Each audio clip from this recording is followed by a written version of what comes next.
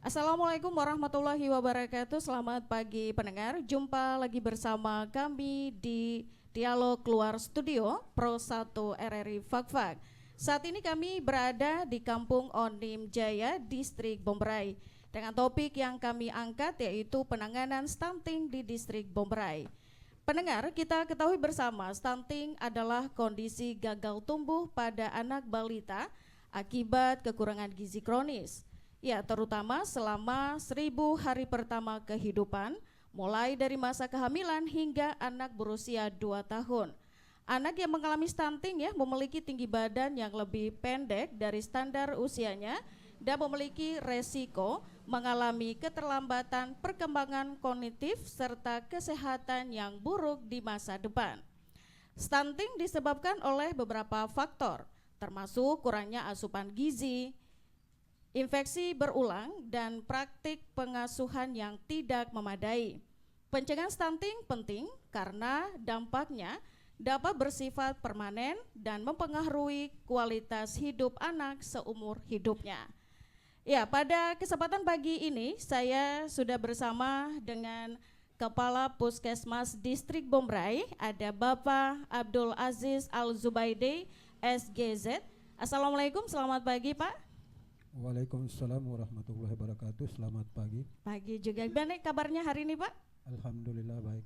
Kabar baik, alhamdulillah. Dan juga ada Dr. Swi Tupamahu selaku dokter umum di Distrik Bomberai. Selamat pagi Bu. Selamat pagi. Gimana kabarnya hari ini? Puji Tuhan, baik. Baik juga. Dan sudah ada Ibu Siska Rampo Manda AMG selaku bagian gizi di Distrik Bomberai. Ya, selamat pagi Ibu. Selamat pagi. Ya, apa kabar? Puji Tuhan, sehat. Sehat ya. Dan juga ada Pak Joko Laanalau SKM, bagian kesehatan lingkungan Distrik Bomberai. Selamat pagi, assalamualaikum.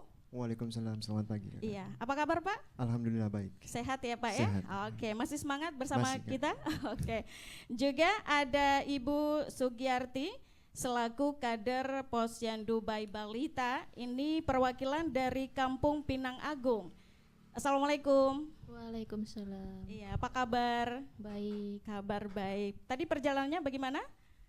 Aman ya? Aman. Aman, oke. Juga ada Ibu Siti Marwati, ini perwakilan dari Kampung Wonorejo, selaku kader pembangunan manusia. Iya. Assalamualaikum. Waalaikumsalam. Apa kabar? Alhamdulillah kabar baik. Baik. Tadi datangnya sama-sama atau sendiri-sendiri nih? Bersamaan karena kita satu kampung. Oh iya, karena satu kampung harus sama-sama ya. Oke.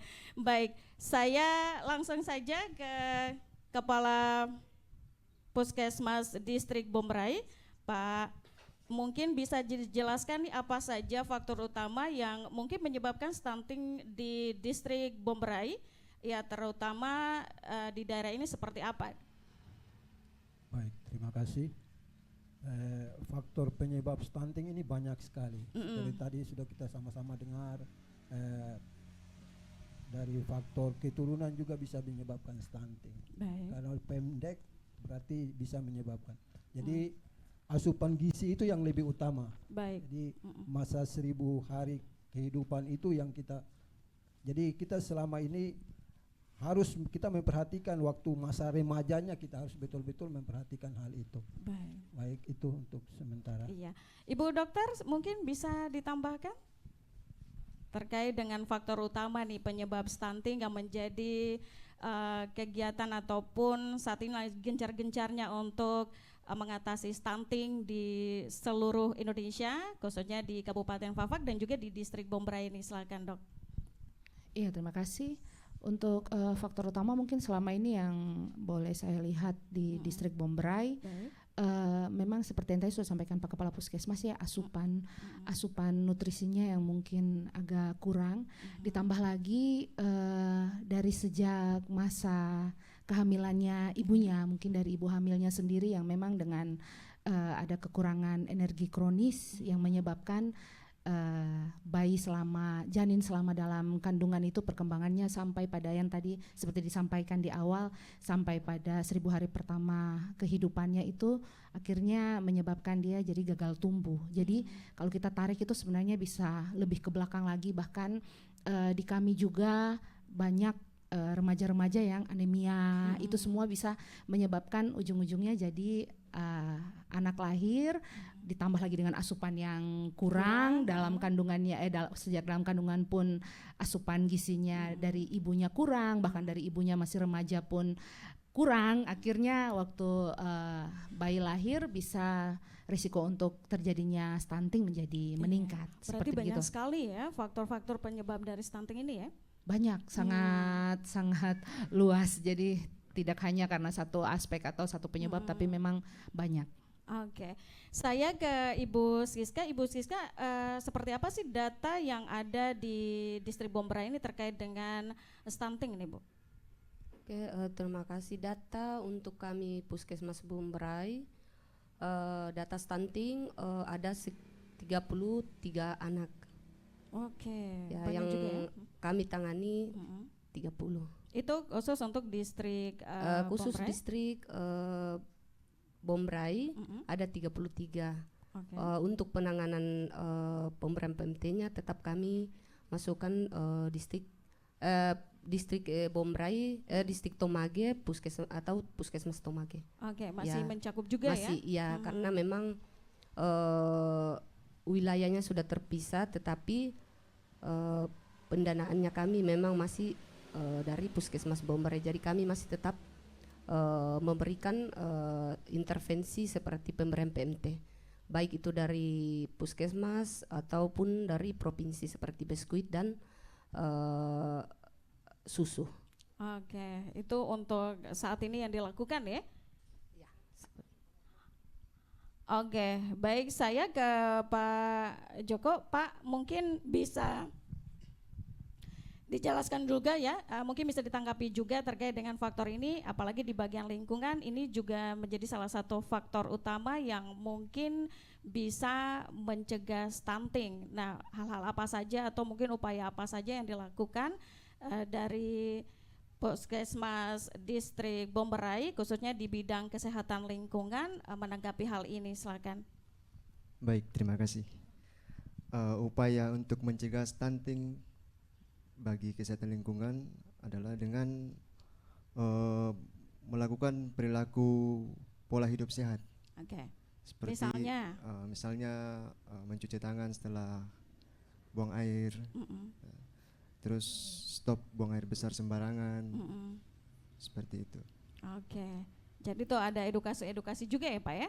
Iya.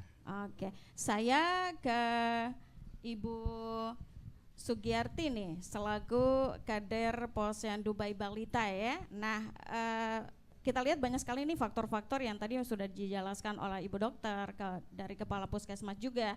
Nah, selaku kader ini upaya apa saja sih yang dilakukan sehingga bisa membantu program pemerintah juga ini? Baik, kita di waktu Posyandu memberikan penyuluhan kepada ibu agar anak-anaknya itu lebih diperhatikan, terutama yang sudah ada datanya itu supaya misalnya tidur siang cukup, kurangi jajan begitu Bu. Iya, tapi anak-anak suka jajan Bu. Iya memang. Tapi susah juga nih kalau dilarang ya untuk jajan. Nah, kira-kira edukasi seperti apa yang diberikan nih sehingga itu bisa kena sasaran gitu loh. Kita memberikan PMT Bu. Seperti apa itu? Kita masak, baru kita kasih di balita.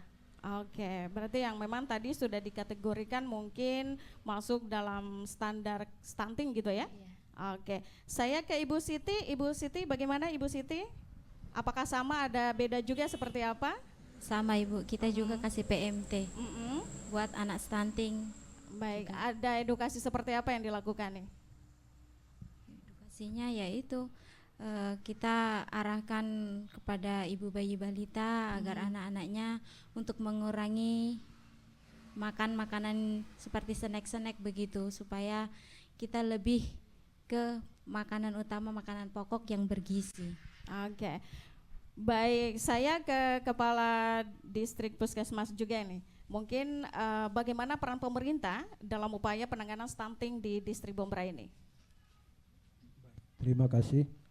Untuk ketahuan Ibu bahwa kita selama ini Puskesmas Bombray ini melayani 3 distrik distrik Baham dan Dara, distrik Bombray sendiri dan distrik Tomage. Baik. Tapi syukurlah alhamdulillah setelah adanya puskesmas Tomage, kita sudah melepas, tapi kita intervensinya masih tetap berjalan.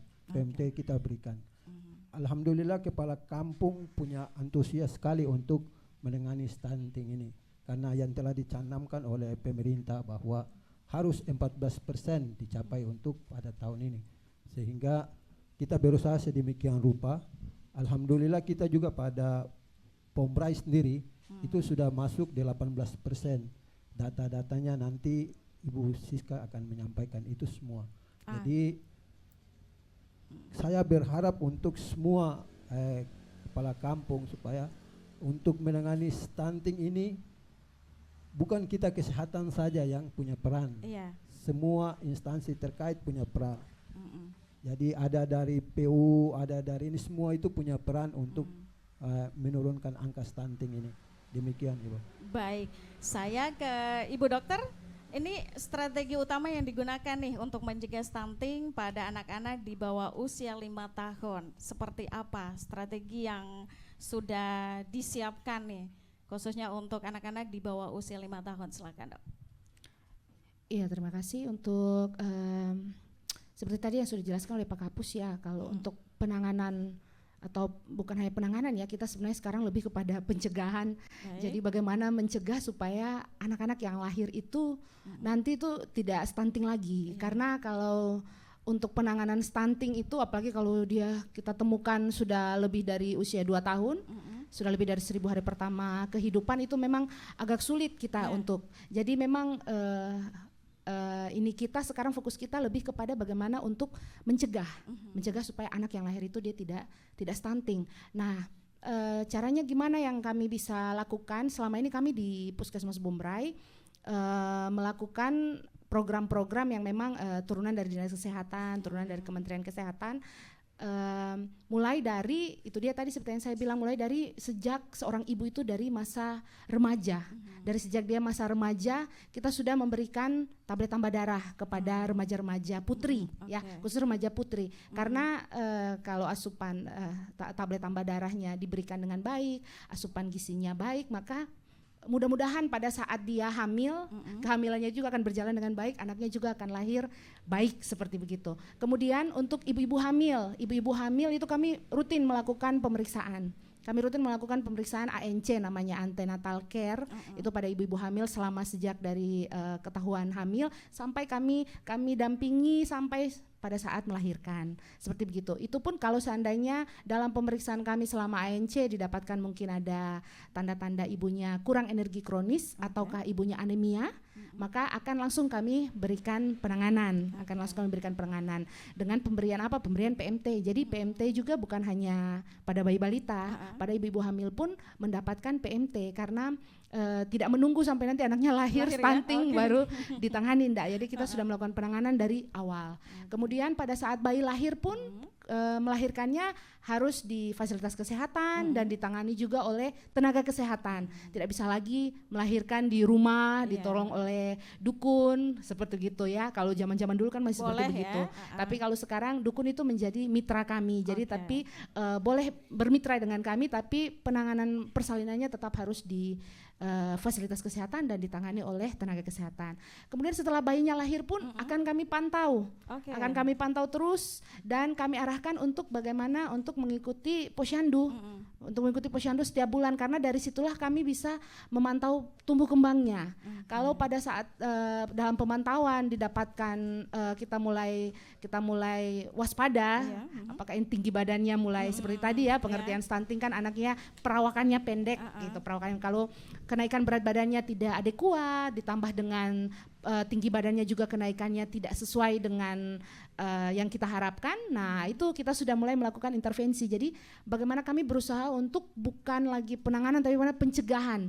Jadi jangan sampai sudah jadi stunting dulu baru kita agak sulit, tapi kita mencegah seperti gitu. Ya. Banyak sekali memang ya. Dan saya ke Ibu Siska. Ibu, ini seberapa penting sih peran edukasi gizi dalam program penanganan stunting khususnya di distrik Bombray ini? Peran ahli gizi ya, untuk penanganan stunting ini memang bukan sekedar data, tapi memang sangat penting dalam hal intervensi atau memberikan konseling, baik yang individu maupun secara kelompok. Dan saya lebih memberinya ke individu, artinya ketika ada kasus saya lebih ke orang tuanya untuk kita berbagi, mungkin ada keluhan-keluhan, karena pada umumnya ketika kita menyampaikan secara langsung atau lewat mungkin pada saat posyandu dengan menyebutnya atau memanggil atau mungkin langsung memberi informasi secara umum, yang kami khawatirkan nanti ibunya merasa tidak nyaman. Jadi cara yang saya tempuh adalah dengan individu, biar mereka lebih dekat dan kita lebih terbuka. Apa sih sampai anak bisa seperti ini?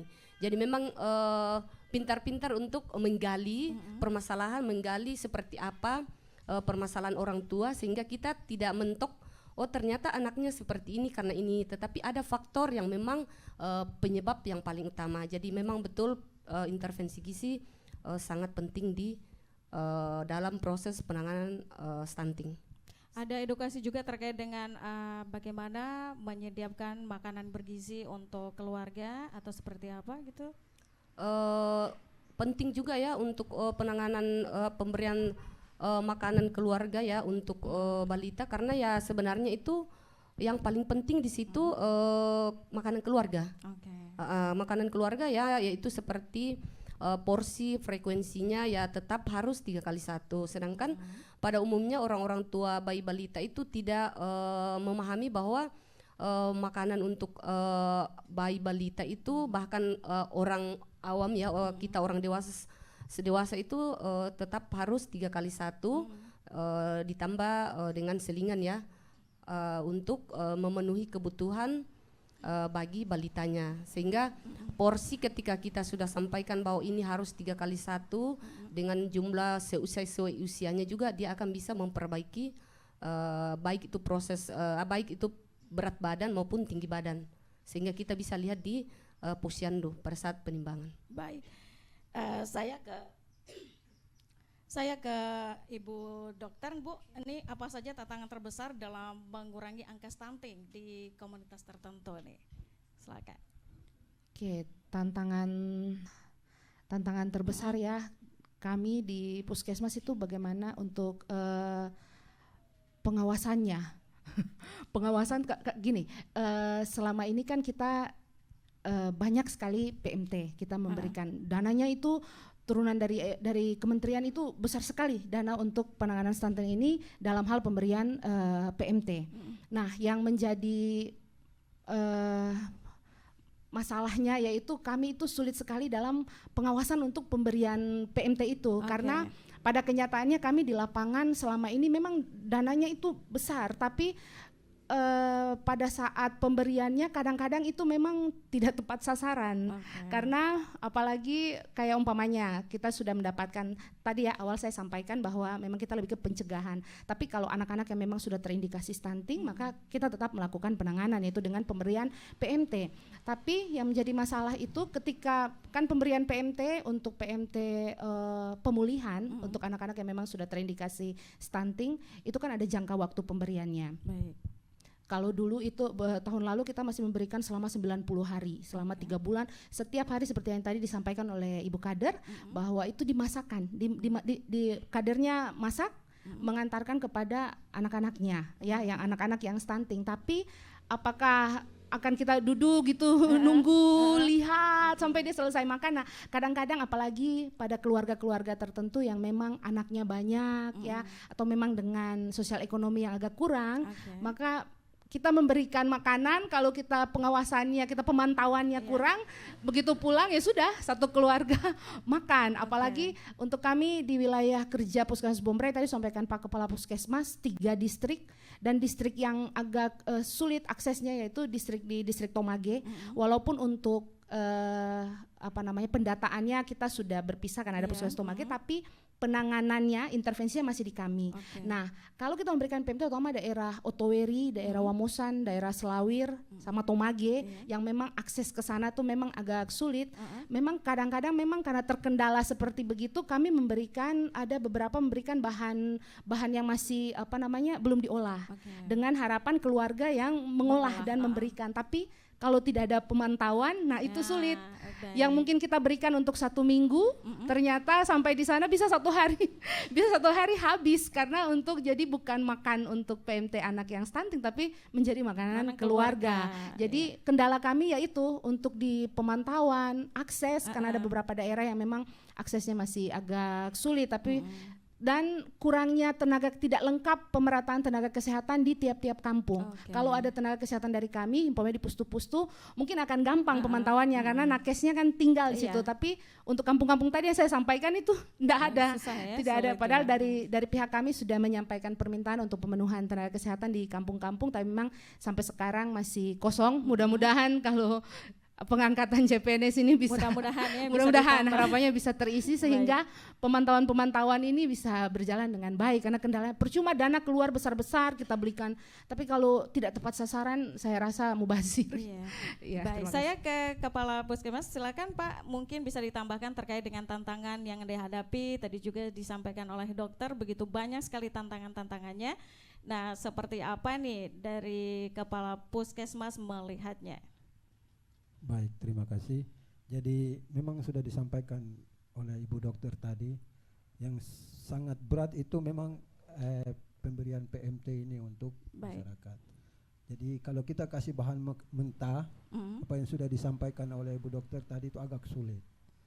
Mau dan tidak mau kita harus memberikan bahan ini karena jangkauan kita itu sangat sulit ke sana. Kalau kita hitung-hitung dari transportasi, biaya transportasi atau kita menempatkan orang di sana itu agak berat. Jadi ya saya berharap mudah-mudahan pencegahan yang paling utama itu masa remajanya itu yang paling sekali, karena PMT untuk yang tadi sudah dikatakan oleh Bu Dokter 2 tahun ke atas itu sangat sulit. Jadi kita perhatikan masa remaja mereka yang harus kita perhatikan. Alhamdulillah kita dari Puskesmas ini setiap tahun itu ada kegiatan yang kita harus turun ke sekolah. Di Posyandu juga harus dibentuk Posyandu remaja sehingga bisa kita tanggulangi hal ini. Saya pikir itu yang mudah-mudahan bisa terlaksana. Baik, seperti itu. Saya ke Pak Joko ini terkait tadi juga Ibu Siska sudah menyampaikan begitu banyaknya bagaimana cara edukasi untuk gizi dan tentunya diimbangi juga dengan kebersihan lingkungan ya Pak ya. Nah, tantangan terbesar apa sih Pak yang dihadapi selama ini dalam menerapkan bahwa hidup sehat itu sangat penting, salah satunya sanitasi yang baik juga, dan lingkungan yang sehat adalah salah satu yang bisa menunjang kesehatan keluarga dan bisa juga mencegah dari stunting ini Pak, silakan. Baik, terima kasih. Terkait dengan penanganan stunting untuk kesehatan lingkungan, seperti tadi pembagian PMT bahan mentah. Baik. Sebenarnya pembagiannya sudah betul, tapi cara pengolahannya dan dari segi tempat masaknya seperti dapurnya itu. Terus cara pengolahannya, mencuci tangan atau tidak, terus setelah memegang apa, terus memegang makanan. Itu dijaga kebersihannya. Baik, itu biasanya masyarakat gimana meresponnya dengan baik atau kadang-kadang kan ada yang bisa terima, ada juga yang tidak bisa terima ya Pak? Ya, kebanyakan masyarakat responnya kayak saya enggak sakit Pak, kayak gitu, saya enggak sakit, terus saya ini baik-baik saja, terus kalau mau dibikin begitu, aduh bagaimana, kita di sini air bersih saja susah. Kayak gitu Pak. Terus ada juga yang aduh paman, dapur saya kayak gini, terus kalau mau dibikin apa seperti yang paman bilang itu, aduh itu mau dapat biaya dari mana? Kayak gitu. Itu baik. Terkait apa tempat pengolahan dapurnya. Itu. Baik. Ya. Jadi seperti itu tantangan yang dihadapi ya Pak ya, harus bisa berargumen dengan masyarakat juga ya. Oke, baik pendengar, masih bersama kami di Dialog Luar Studio Pro 1 RRI Fakfak, yang mana masih kami temani Anda dengan topik penanganan stunting di Distrik Bombray. Baik, saya ke Kepala Puskesmas nih Pak, bagaimana kerjasama antar berbagai pihak ya, seperti pemerintah, LSM, dan juga masyarakat dalam upaya penanganan stunting ini Pak? Kalau berbicara tentang kerjasama, saya pikir semua kampung ini punya program untuk menangani stunting ini sangat besar.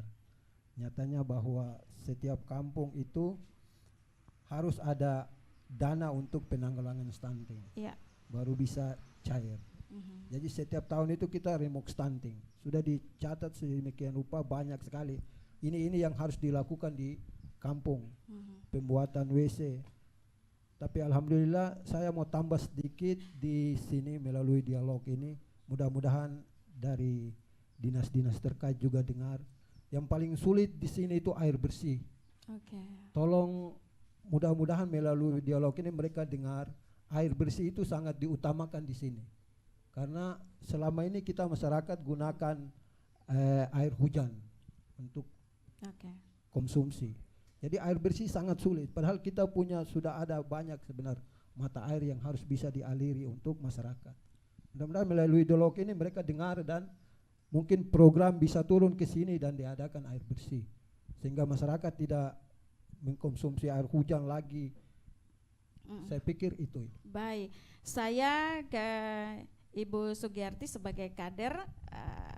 Nah, untuk bagaimana nih kerjasamanya antar pihak seperti pemerintah, LSM, dan juga masyarakat nih, apalagi dari kader juga sebagai perpanjangan tangan ke masyarakat secara langsung, dan tentunya bisa menyambung juga ke pemerintah, salah satunya dari Puskesmas Distrik Bombray ini seperti apa Bu? Baik, kerjasama kami terutama di pemberian PMT. Jadi PMT yang kami kelola itu dari dana kampung. Kemudian apabila dana itu sudah ada, kita kerjasama dengan puskesmas tentang menu-menu apa saja yang boleh dan tidak boleh diberikan kepada anak.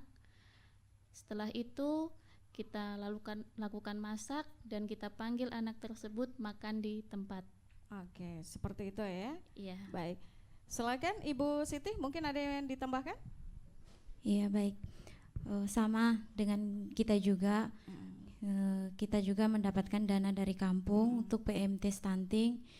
Sama seperti yang dikatakan oleh Bu Sugiyarti, kita tidak lepas dari kesehatan juga. Setiap kali kita mendapatkan dana, tetap kita salurkan ke yang menerima, yaitu anak-anak stunting. Kita juga selalu sharing dengan bagian gizi Ibu Siska setiap bulannya, dan juga cara pengelolaan makanan tersebut. Iya, selain pemberian makanan tambahan, edukasi seperti apa lagi yang diberikan nih sehingga bisa sampai di masyarakat? Mungkin tadi Pak Joko bilang kebersihan lingkungan juga sangat penting. Banyak juga masyarakat yang belum paham seperti apa itu hidup sehat. Nah, dari kader sendiri memberikan edukasinya seperti apa sehingga masyarakat juga paham, oh seperti ini kita harus hidup sehat dan lain sebagainya. Silakan Ibu Siti, boleh? Ya mungkin kita hanya bisa menyampaikan, biasakan kita untuk hidup PHBS ya Bu ya, untuk perilaku hidup bersih dan sehat, itu yang sering kita sampaikan. Baik, Ibu Sugiyarti ada yang mau ditambahkan juga? Kita juga menyampaikan biasanya namanya anak-anak susah istirahat ya Bu ya. Apalagi sudah tahu main hujan, main panas. Kita kasih arahan kepada orang tua, cobalah anaknya dilihat supaya istirahatnya cukup. Baik, saya ke Ibu Dokter. Ibu, apa dampak jangka panjang nih dari stunting terhadap pertumbuhan anak dan masa depannya nih? Iya, dampak jangka panjangnya mungkin tadi seperti yang di pembukaan sudah Ibu sampaikan ya, memang akan mempengaruhi pertumbuhan dan perkembangan anak tersebut. untuk pertumbuhannya dia bisa menjadi gagal tumbuh ya, gagal tumbuh. Kemudian untuk perkembangannya, maka perkembangan kognitifnya ke depannya itu akan terganggu karena perkembangan sel-sel otaknya untuk anak-anak yang terindikasi stunting ini tidak bertumbuh maksimal seperti pada anak-anak yang normal, sehingga otomatis pada saat pertumbuhan terutama pada saat dia usia sekolah ya, maka perkembangan kognitifnya itu menjadi sangat-sangat terganggu. Dia menjadi, minta maaf mungkin bahasa orang awam ya, bodoh-bodoh sedikit begitu ya. Tangkap pelajarannya itu menjadi agak lambat sekali dibandingkan. Kemudian untuk jangka panjangnya lagi, dia sangat gampang untuk terkena penyakit-penyakit gangguan metabolisme pada saat dia dewasa nanti. Seperti apa? Hipertensi, diabetes, peningkatan kolesterol, penyakit jantung, pembuluh darah, seperti begitu. Itu semua merupakan efek-efek jangka panjang dari, kalau pada saat sekarang kami tidak mencegah dan kami tidak menangani dengan baik, maka mungkin dalam beberapa tahun ke depan generasi kita bukan lagi generasi emas, tapi generasi yang agak terbelakang. Mungkin seperti itu, makanya pemerintah betul-betul genjot sekali supaya bagaimana kita sekarang ini penanganannya harus maksimal. Iya, sehingga target yang diharapkan juga bisa tercapai. Target yang diharapkan bisa tercapai, Indonesia emas. Indonesia emas. Seperti begitu. Baik, dokter, masih seberapa penting nih peran edukasi kepada orang tua dalam mencegah stunting pada anak nih?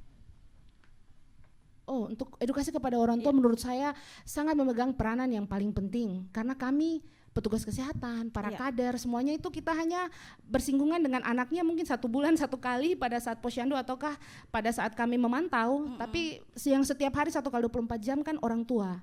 Nah, itu tadi saya lupa menambahkan kendala kami yang utama juga masih ada beberapa orang tua yang menganggap bahwa stunting itu penyakit menular, penyakit yang mungkin orang bikin-bikin. Nah, seperti begitu. Orang bikin-bikin ataukah penyakit yang kalau ketahuan sama orang lain itu adalah suatu hal yang sangat aib atau memalukan. Jujur saja di masyarakat kami memang masih ada beberapa orang tua yang berpikiran seperti begitu. Sehingga kalau kami sudah mendapatkan indikasi kalau ini pertumbuhannya, kenaikan berat badannya kurang baik, ini kalau kita biarin nanti beberapa bulan ke depan nanti dia akan jadi stunting. Kami panggil seperti tadi Ibu Siska sampaikan, kita tidak pernah kita ngomongnya individual, kita panggil, kita berikan edukasi. Itu ada beberapa yang memang tidak menerima. Nanti bulan-bulan berikutnya dia sudah tidak mau lagi untuk datang posyandu. Anak saya dibilang stunting gitu, bahkan sampai dia 5 tahun tidak mau lagi dia posyandu. Apalagi kalau diantarin PMT, ada yang sampai bahasanya bilang, bikin apa kamu kasih toh makanan tambahan, saya masih bisa kasih makan sapu anak. Seperti begitu bahasa. Jadi memang ini tantangan yang luar biasa, selain faktor-faktor yang saya sampaikan tadi, bagaimana kita pendekatan dengan orang tua, edukasi ke orang tua itu memang merupakan hal yang sangat penting untuk penanganan stunting ini, karena kita kasih PMT juga itu sebenarnya PMT itu sebenarnya mau dibilang sebagai contoh juga bahwa ini loh makanan yang baik untuk anak. Jangan sampai mereka berpikir kita suka kasih PMT 1 hari 1 kali terus itu sudah orang kesehatan suka kasih PMT jadi cukup 1 hari makan 1 kali itu saja, padahal kan seperti yang Siska sampaikan harus 3 kali. Jadi penting sekali memang untuk edukasi itu yang kita dengan bagian Promkes gembar-gemborkan bagaimana germas ya, kemudian PHBS dan juga orang tua bagaimana untuk melihat pola makan dan pola asuh anak-anak di rumah. Baik, saya ke Ibu Siska nih, mungkin bisa tambahkan sedikit nih terkait dengan peran orang tua untuk memberikan gizi nih kepada anak. Seperti apa? Kayak tadi Ibu Dokter bilang kenapa harus dikasih makanan tambahan, toh kita juga masih bisa mampu untuk memberikan makan untuk anak-anak. Silakan Ibu Siska. Mungkinkah ada edukasi tersendiri nih dari bagian gizi nih? Sudah lengkap yang disampaikan oleh dokter. Mungkin saya tambahkan saja bahwa memang orang tua itu yang lebih kreatif ya dalam memberikan bentuk makanan. Nah, kalaupun kami membuat master menu, saya selalu menyampaikan jangan membuat sesuai dengan yang saya buat master menunya. Maksudnya buat makanan yang sesuai selera anak, tetapi kita memberi contoh bahan yang memang padat gizi. Seperti begitu. Saya masih di Ibu Siska nih, bagaimana peran intervensi gizi yang telah dilakukan oleh pemerintah dan lembaga terkait untuk menurunkan angka stunting? Untuk peran pemerintah bahkan OPD-OPD lain, saya rasa sudah cukup ya. Mungkin yang tadi memang kita harus kerjasama dalam hal intervensi, bukan hanya dari kesehatan yang lebih fokus ya. Kalau bisa OPD-OPD lain yang mungkin juga memberi masukan-masukan lain supaya kami jangan terlalu terbebani, karena ya program kami di Puskesmas juga bukan satu macam, tetapi memang banyak, apalagi di gizi. Nah, untuk itu kami Bombray ya, boleh dikata ada beberapa mulai dari BKKBN ya yang sudah memberikan bentuk PMT seperti susu, terus kalau dari Puskesmas PMT memang ya dari dana BOK, kemudian dana kampung juga, sehingga PMT ini memang berkesinambungan, sehingga selama intervensi yang kami lakukan yang sudah bekerja sama ada perubahan berat badan, walaupun cuman tidak seberapa, artinya ada dampak, tetapi untuk mengeluarkan data atau kasus bahwa dia berhasil keluar dari stunting itu masih butuh proses, karena kalau dapat sudah 3 bulan boleh dikatakan sudah aman. Sering saya konsulkan ke dokter, ini sudah aman 3 bulan, tetapi kami tidak lepas, kami tetap pantau untuk 3 bulan ke depan. Kalau sudah 6 bulan 7 bulan keluar, berarti tahun depan kami akan katakan dia berhasil. Tetapi berhasilnya juga tetap koordinasi ke kampung, kader, supaya ketika ada PMT kampung lagi lebih fokus, karena dana kampung lebih besar lagi dari dana Puskesmas, seperti itu. Iya, baik, saya ke Kepala Puskesmas Distrik Bombray, Pak. Apa rekomendasi Bapak nih untuk kebijakan yang lebih efektif dalam menangani masalah stunting di masa depan? Silakan Pak. Ya, saya pikir untuk merekomendasikan sesuatu itu perlu adanya kerjasama antara semua pihak. Alhamdulillah semua instansi selama ini berjalan dengan baik. Bukan kita dari Puskesmas saja yang berjalan, BKKBN juga berjalan dengan kita, PU juga berjalan dengan kita. Artinya harus ada pembuatan WC untuk yang stunting, karena di sini ini PHBS itu yang kita gencar-gencar untuk melakukan itu. Jadi semua pihak harus kita sepakat bahwa menuju Indonesia Emas ini kita harus bekerja sama untuk menurunkan angka stunting. Saya pikir itu. Iya, silakan dokter. Mungkin dengan pertanyaan yang sama juga, rekomendasi dokter nih untuk kebijakan yang lebih efektif dalam menangani masalah stunting di masa depan. Iya, terima kasih. Untuk penanganan stunting mungkin ada 2 intervensi ya. Baik. Ada intervensi spesifik yang memang ranahnya kami dari bidang kesehatan, dan juga ada intervensi sensitif yang sebenarnya melibatkan begitu banyak OPD-OPD terkait lainnya. Karena tadi penyebab stunting kan multifaktor.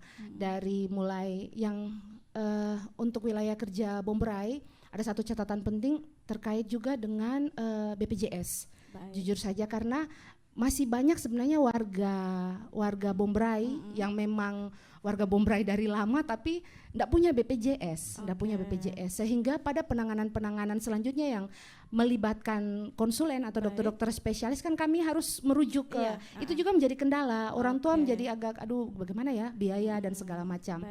Terus juga untuk OPD-OPD lain yang mungkin sudah memberikan bantuan-bantuan PMT, tapi selama ini kan hanya memberikan minta data, nama, kemudian ini gitu. Nah, proses pemantauannya itu akan kembali kepada ke kami. Nah, itu yang kadang dimohon untuk kerjasama ke depan yang memang lebih baik lagi dengan kami, karena kita bukan hanya terbatas untuk sampai langsung kasih udah selesai gitu, tapi kita mau pantau ke depannya bagaimana, seperti begitu. Kemudian satu lagi Ibu mungkin untuk akses jalan terutama ke daerah-daerah yang di atas ya, di arah ke laut, Otoweri, Selawir, Selawir mungkin sudah bagus ya Abah jalannya ya, Tomage, Otoweri dan Wamosan yang memang harus juga lewat laut ya, lewat sungai, keluar sungai sampai Muara baru lewat laut, itu mungkin tolong untuk lebih diperhatikan lagi. Kemudian nakes, agar di setiap pustu-pustu kami mudah-mudahan untuk kedepannya tahun depan atau dalam waktu dekat ini ada nakes yang bisa mengisi supaya perpanjangan tangan kami juga, karena biar bagaimanapun ada kadernya, tapi kan antara kader dengan nakes mungkin untuk urusan intervensi lebih ini ke nakes. Iya, saya ke Ibu Siska. Ibu Siska, harapannya ke depan seperti apa Ibu Siska? Untuk penurunan stunting ke depan yang sudah dijelaskan dokter tadi bahwa kerjasama di semua OPD, jangan hanya minta data ya. Mari betul-betul kita duduk seperti apa, karena kadang juga ya data untuk tahun ini berubah, tahun depan berubah, supaya ketika ada OPD yang sudah kerjasama, tetapi bukan hanya minta data, tetapi betul-betul data itu dijadikan pegangan untuk berapa misalnya harus dapat sekian, karena itu juga pemberian dalam hal PMT dan mungkin susu itu harus lihat umur. Jangan kita drop yang banyak-banyak, tetapi ada yang tidak sesuai usianya, ada juga yang tidak suka. Jadi mungkin itu saja, karena data itu memang penting, tetapi kalau kita sudah ada tindakan tetapi tidak sesuai, berarti namanya tidak tepat sasaran. Oke, baik. Saya ke Pak Joko, silakan harapannya. Harapan saya untuk stunting di distrik Bombray adalah Bombray 100% bebas stunting. Itu harapan saya. Oke, amin. Ibu Siti, silakan harapannya. Harapan dari kita yaitu mudah-mudahan kita semua berhasil untuk menangani stunting ini, Bu, untuk distrik Bombray khususnya. Baik, silakan Ibu. Harapan saya stunting di kampung kami habis ya. Iya, selesai. Baik. Supaya dana kampung selanjutnya bisa digunakan untuk yang lain. Yang lain lagi. Dokter, sedikit saja harapannya, dokter. Oh ya, harapannya sama ya, supaya mungkin ke depannya angka stunting di distrik Bombray ini bisa menurun ya, dan semua anak-anak bisa sehat. Dan saya sendiri secara pribadi dan juga dari Puskesmas Bombray mengucapkan banyak terima kasih sebenarnya kepada aparat-aparat kampung-kampung yang berada dalam wilayah kerja kami, karena begitu luar biasa aparat-aparat kampung termasuk kader-kadernya. Terima kasih banyak karena sudah membantu kami yang sangat luar biasa ya, karena kalau kami bekerja 20 kampung. Tidak mungkin saya dan juga rekan-rekan semua termasuk Pak Kepala Puskesmas bisa melihat sampai di tiap-tiap kampung anak-anak, tapi itu semua karena bantuan dari nakes-nakes yang ada di tiap kampung dan juga kader-kader dan juga bantuan dari aparat-aparat kampung. Apresiasi luar biasa. Baik, terima kasih dokter. Terakhir Pak Kepala Puskesmas Distrik Bombray, silakan dengan harapannya, Pak. Baik, seperti biasa saya berharap Bombray ini bisa terlepas dari stunting. Karena kita menuju Indonesia emas. Ini sangat penting untuk kita semua. Dan mudah-mudahan semua aparat yang telah membantu kita, mulai dari kepala kampung sampai kepada anggotanya semua, bisa kita sama-sama bekerja untuk menurunkan angka stunting yang ada di distrik Bombray, Tomage, dan Baham Dandara. Baik, terima kasih untuk semua narasumber sudah bersama kami. Mudah-mudahan saja apa yang diharapkan bisa tercapai dan keinginan kita pun insya Allah mudah-mudahan terkabul semuanya, amin. Dan baik pendengar, sampai di sini dulu kami temani Anda di Dialog Luar Studio Pro 1 RRI Fak-Fak. Sampai jumpa.